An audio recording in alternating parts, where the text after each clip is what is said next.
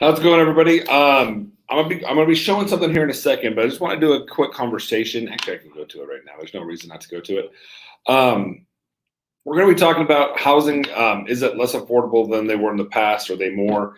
I was out of town this weekend for a football tournament, and I was talking to another parent, and her words to me were very simple and something I've heard 100 times.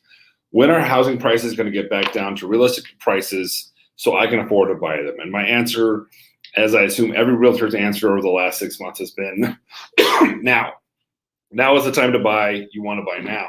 And trying to explain to her that interest rates were so good right now that even if home prices did dip, and I'm not even convinced that they're going to, but if they did dip, you're still saving money in the long term. And then it's kind of ironic.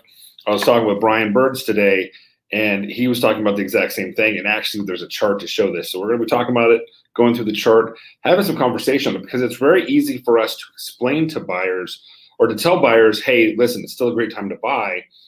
But it's hard to actually believe that. It's hard to show a true, justifiable, this is why it makes sense.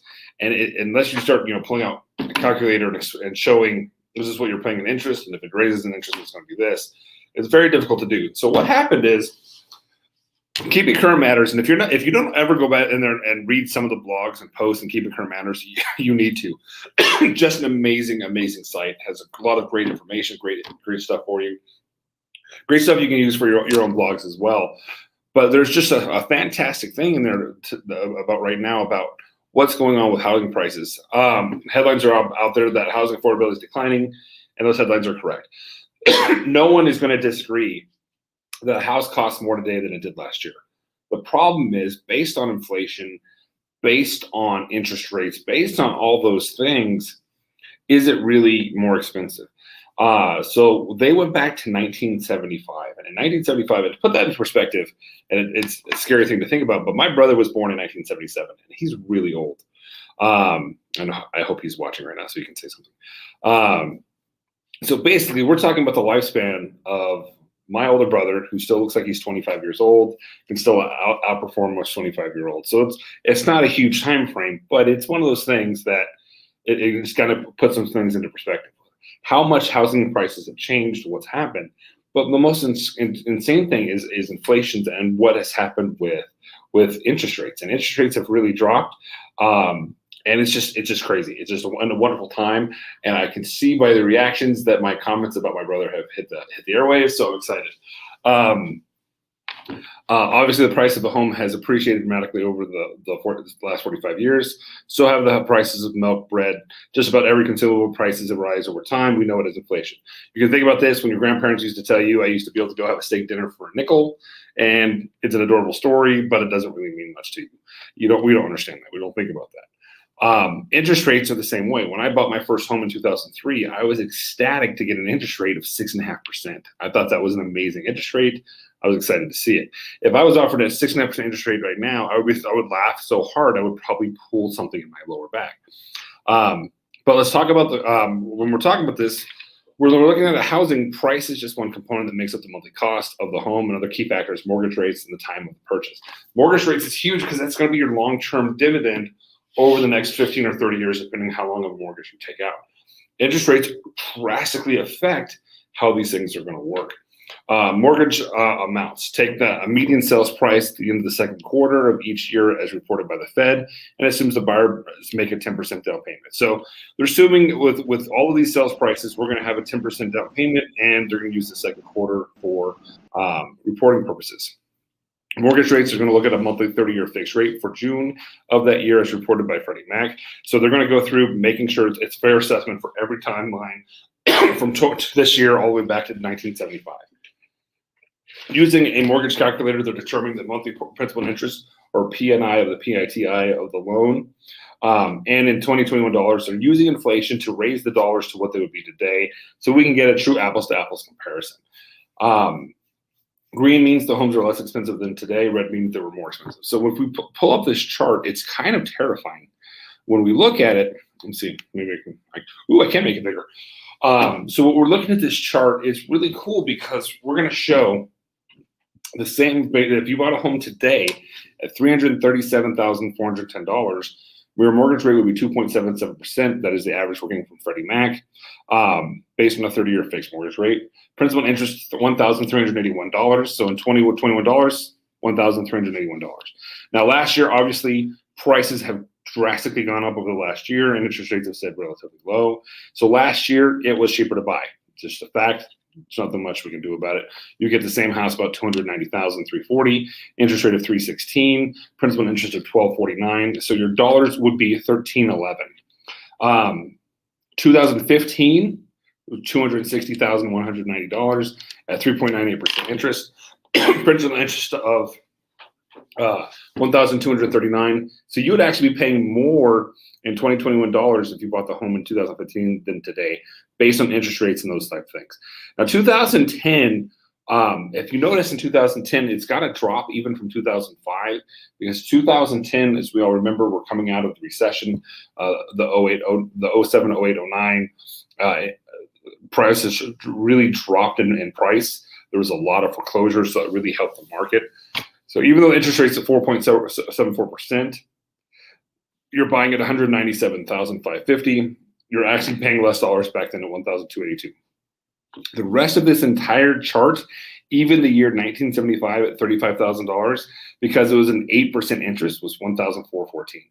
If you look at the 80s, the 1980, 1985, 12.7 and 12.2% interest rates.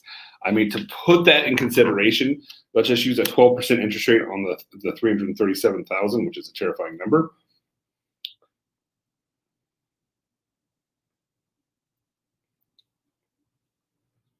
That would be, oh my gosh, as hard as that is to actually think about, a $3,500 interest payment every month on your $337,000 home. That's crazy. So think about that. If we had the same interest rates in 1985 that we had today, your interest only payment, not including your principal's interest, so we would have to add $1,381 to that. So you're talking $4,500 for a monthly payment if we had that same 12% interest rate. So just interest rate, just to show you the drastic changes of what they are from then to today, are just astronomical. It's just such a really good deal to be able to sit there and think about what we can do. I mean, a $35,000 home at 8.9% interest with a principal interest of $280. In today's dollars, you're still looking, you paid more money in today's dollars than you did back in 1975. Just a great time to do it. Take a screenshot of this picture, do whatever you need to do to show the value of how it works and what it's going to do and how it's going to work for or against you, because it's an important conversation. As I say, I just think this chart is it's just the best way to have that conversation with your clients, because so many buyers are on the fence right now saying, listen, I'd love to buy a home. I hear how hard it is. Why would I buy a home when prices have gone up so much? What happens if they go down? What happens if they don't? I mean, Austin, Dallas, those markets have seen huge expanses, huge growth in their years over the last couple of years. Just stopping the share screen right there. And we don't see any sign of it going away anytime soon. So I don't want you to sit there and be like, oh, it's a great idea to hold off till tomorrow. If you're in the wrong market, it could go years and years. And sooner or later, interest rates are going to start hopping back up. So just sit there and to tell your clients, hey, wait for tomorrow. Now, I don't think you tell your clients to buy a house because you want your clients to buy a house. It's got to make sense. And I think this chart does a very good job of showing you that even though prices are going up with interest rates the way they are, it still makes sense to buy a house right now. If you can get those interest rates that low, there's no reason not to be getting there and getting in debt and getting that. We've had conversations. I had Cheryl Montenegro on in the past talking about how many people are refinancing right now and the savings that they're making in that time. I'm not sure if Brian is in the background or not, has any conversation he wants to say on this as well. I know. Oh, he does there. Brian, your thoughts as well. Yeah. So two things. One, guys, this is a conversation that a lot of people are not having. This is not the public opinion. Keeping Current Matters, which is one of my favorite places, keeps good content always relevant. And you can brand that content to yourself, but the context of the content is the key here. You want to make sure that you're putting in perspective to a client the understanding of the affordability index, right? The ability to afford a home today is better than it was in the 80s, in the 90s, and even back in the 70s. It is more reasonable to buy a home. And 2010 is kind of a moot point because people were buying it at a discount. So that's not even real. Now, are you going to buy a house better than your friend did last year? The answer is no, because 2020 is gone, it's over, it's finished, and it was a great time to buy a house. We all said this. You didn't listen, that's okay. I still have the opportunity for you to win, and you're going to win better than what your parents did 20 years ago, and you're going to win better than what your grandparents did 40 years ago. That's the category that we need to be presenting to these buyers that are on the fence. Now, in that same Keeping Current Matters, the blog post directly after that one, there's a discussion about the increase of appreciation. And appreciation is another category that has to be revived and looked at on a regular basis, because El Paso statically over the last 15 years has seen a month or a yearly appreciation of about 2 to 3%. Over the last 2 years, we've seen 15 and 22 average appreciation rates across point. So you're talking 10 years worth of appreciation in a matter of a year and a half. Especially from the Central Plains District. Yeah, I mean, we have to be representative of the fact that it is a great time to sell. It is a great time to buy. With this forbearance lingering, it is a great time to invest. For the first time in real estate recorded history, it is almost good across the board. Now, we come to this category of, does the political climate maintain? The government is spending at ungodly amounts of money. So the question is, does that maintain? I don't know, but the truth is even if it goes down, which it won't go down much because people still need a place to live, it won't go down enough that it will probably affect or hurt anybody. So be responsible and be representative of what the market is doing, and stop regurgitating the public opinion that's being spewed on broadcast news. Listen to the facts. The facts tell a whole different story. Well, I think the crazy thing about this market is this market is something where we've never seen before. Because usually in a real estate market, we have reverse cyclical natures, right? When the property management division is doing good, their sales side is doing bad. Right now, both our sales side and our property management side have no inventory. So it's not like, we can do both. For buyers right now, it's not like, I'll just go rent a house. We're seeing insane numbers of applications on rental properties. Rental properties are taken off the shelves within hours as soon as they're put on the market. Same with listings, are still getting multiple offers on the first day of the contract. So for a buyer out there, it is a scary time. But if you're a seller and you're looking to sell and buy, it's a great time to sell because you're selling for more than you've ever done before. If you're a buyer, it's a great time to buy because interest rates are so low, you're still saving money than what you would have done 15, 20, even 40 years ago is what we just showed you. So it's just one of those crazy times. The only person that doesn't make sense right now. And look at the. Go ahead. Yeah, I mean, the appreciation, the concept of the rental side, for the first time in 16 years, the rentals are getting offers. Like, they're not renting for what they're renting for, they're getting offers of rent. I mean, that's crazy, right? No, yeah. We've had multiple people say, I'll pay you more than you're advertising. Which, crazy. It's nuts. And we had a conversation this morning on our rental department. We don't know what's going to happen if BAH is going to be raised in El Paso to keep up or not. That's a huge conversation, something that if you're in the rental business, you need to have a conversation, making sure you're aware of what's going on with BAH. It is very obvious that El Paso is very much a military town. We need to understand that, and your clients need to understand that, and the soldiers need to understand if BAH does not go up, rental properties are going up. And they're going up on average, I'd say probably 200 a month. Would you agree with that? You take the average of all rental properties that have raised. 100%. So you're looking $200 more a month. If BAH does not 100%. Go up, some soldiers are going to either have to be putting money out of their pocket or living in not as nice conditions. So that's a conversation that needs to happen. Hopefully the powers that be in the military are paying attention and noticing that. But it's something you need to notice as well, because you need to know a house that was renting for $1,100 6 months ago is now going back on the market at $1350, possibly $1,400. And so there's less buying power for tenants. It's just a weird market where both property management as well as sales, everybody's winning and everybody's still looking to buy these properties. So it's not like we have a huge inventory of rental properties because everyone's buying. There's neither.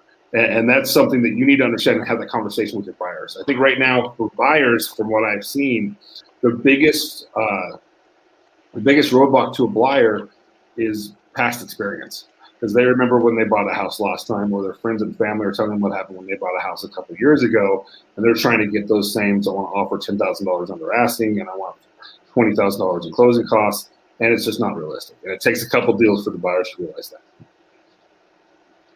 But with the understanding that even if you're paying a little bit more, with the interest rates the way they are, with those things how they are now, it just absolutely makes sense to continue.